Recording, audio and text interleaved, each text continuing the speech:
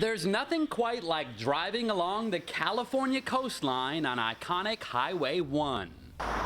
But drivers are getting a rude welcome when they reach the southern part of the tourist town of Big Sur. The only bridge leading in is out. We were trying to just drive down the coast back to San Diego. Heard that Big Sur was a really cool park to drive through, very scenic. We were just a little disappointed. The PFEIFFER Canyon Bridge partially collapsed last month after storms caused a major mudslide. This big landmass, which goes up the hill, is sliding down this canyon. Talking to other bridge people around the state, they've never seen this type of failure.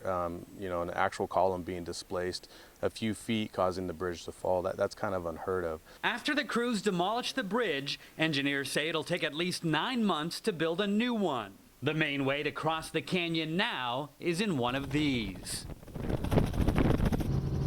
You can see why it's so challenging for crews working in the mountainous landscape and for residents on the other side of the bridge.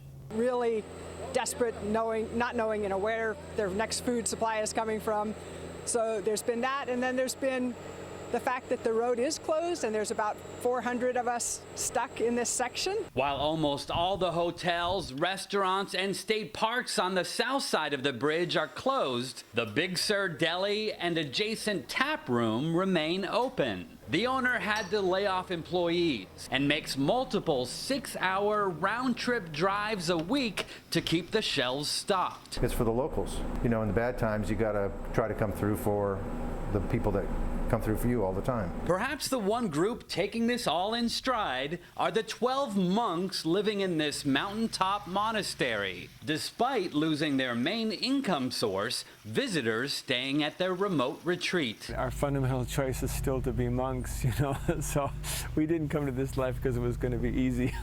There is a way to drive out of southern Big Sur, taking country mountain roads, but the ride to Monterey, for example, which normally takes about 30 minutes, now takes about 3 hours. That inconvenient route is currently only open to locals on supply runs. But even if it eventually opens to the public, local business leaders worry few tourists will take the detour. We as a community simply will not survive in any way that is recognizable without a timely rebuilding of that bridge. Community leaders say they need a state disaster declaration to help save local businesses and to bridge the gap between solitude and salvation. Haven Daily, Associated Press, Big Sur, California.